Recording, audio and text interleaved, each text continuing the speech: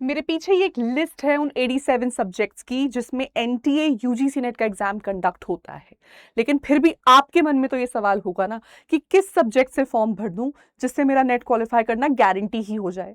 तो आइए आज आपके इस डाउट को खत्म कर देते हैं। 87 सब्जेक्ट्स में से कौन से सब्जेक्ट में नेट क्वालिफाई करना है सबसे आसान?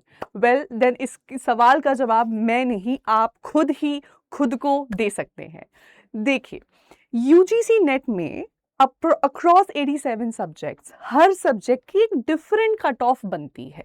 ये पेपर लार्जली दो पार्ट्स में पूछा जाता है। दैट इज पेपर 1 जो कि कॉमन है, सब सब्जेक्ट्स में आता है, एंड पेपर 2 जो अक्रॉस 87 सब्जेक्ट्स फैला हुआ है।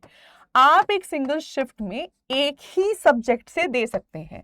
आप अलग अलग साइकिल्स में अलग अलग सब्जेक्ट से भर सकते हैं, but in a single cycle आप एक ही सब्जेक्ट से देते हैं। एंड अब तो जो इतना सेंट्रलाइजेशन हो रहा है, इनफैक्ट फॉर्म भरने का प्रोसेस भी विद मेरी पहचान या फिर डिजीलॉकर, अब तो आप एक बार में एक ही सब्जेक्ट से ही भर सकते हैं।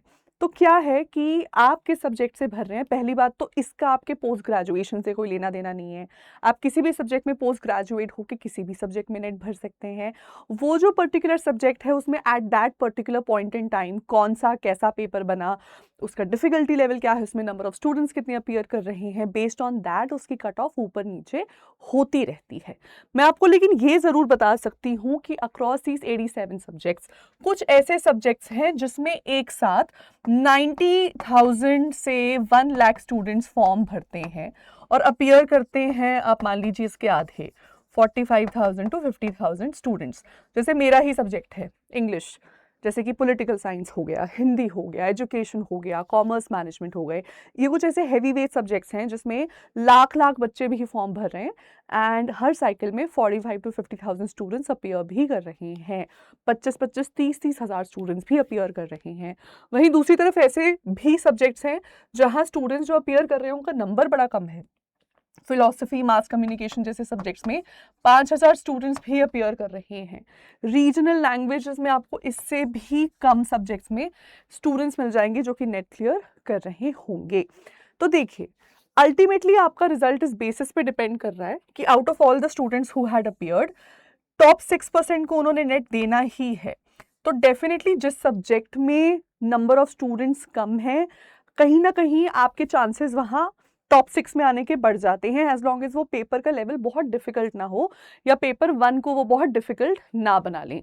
ज़्यादा नंबर ऑफ स्टूडेंट्स के होने से कंपटीशन का लेवल ओवरऑल काफ़ी हाई तो हो जाता है, लेकिन इसमें एक अच्छी बात भी ये है और अच्छी बात ये है कि इन सब्जेक्ट्स की एक हवा भी होती है। तो बहुत सारे नॉन सीरियस कैंडिडेट्स भी इन सब्जेक्ट्स में बैठते हैं। जैसे कि वर्नैक्युलर लैंग्वेजेस में जनरली वही लोग मास्टर्स में अपीयर कर रहे होंगे जिन्होंने सीरियसली मास्टर्स दिया होगा उस सब्जेक्ट में एंड फिर वो नेट दे रहा है। लेकिन इंग्लिश एक ऐसा सब्जेक्ट है जो आई थिंक सब लोग ही देना चाहते हैं, हर कोई ही उसको करना चाहता है। अब मान लीजिए मैं किसी भी सब्जेक्ट से हूँ और मुझे बाद में इंटरेस्ट आया लॉ में या मास कम्युनिकेशन में, तो ये भी कुछ ऐसे सब्जेक्ट्स हैं जो मास अपील के हैं। तो ज़्यादा कई ऐसे लोग जिनका बैकग्राउंड भी नहीं है वो भी ऐसे सब्जेक्ट्स में डेफिनेटली आ जाएंगे। नीश सब्जेक्ट्स में कम लोग ऐसे ही एंट्री करेंगे, वहाँ डेफिनेटली वही लोग आपको मिलेंगे जो सीरियस कंटेंटर्स होंगे अपने पर्टिकुलर सब्जेक्ट के। तो सच बात तो ये है कि at the end of the day आपका इंटरेस्ट किस सब्जेक्ट में है, आपने स्टडी किस सब्जेक्ट के लिए ज़्यादा अच्छे से की है, उस पर्टिकुलर अटेम्प्ट में आपने कितना टाइम इन्वेस्ट किया है, ये सब फैक्टर्स और थोड़ा सा डेस्टिनी। बिकॉज एक बहुत छोटे सब्जेक्ट में भी अगर पेपर मान लीजिए 10 साल का अब तक का सबसे डिफिकल्ट आ गया तो वहाँ पर भी चांसेस कम हो जाते हैं। लेकिन वहीं एक बहुत बड़े सब्जेक्ट में अगर 10 साल का सबसे आसान पेपर आ गया तो वहीं आपके चांसेस भी बढ़ जाएंगे।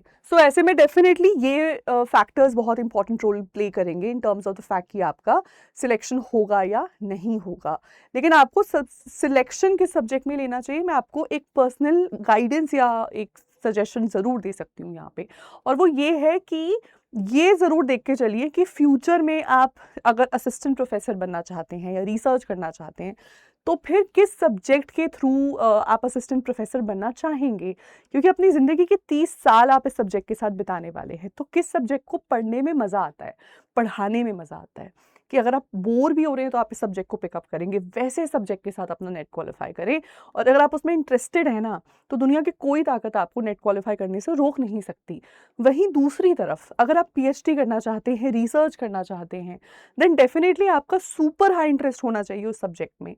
So either ways, please pick a subject of your interest and a subject which will help you make or build a career, and that you can keep with yourself for the next 30 or 40 years of your life. So I hope this suggestion has worked for everybody. Thank you so much for watching this session. इसी के साथ advance में आपको और आप सबकी mothers को very happy mother's day. अदर 24/7 पे रन हो रही है खास मदर्स डे सेल। सभी मेगा पैक्स में मिल रहे हैं एक्सटेंडेड वैलिडिटी एंड डिस्काउंट्स।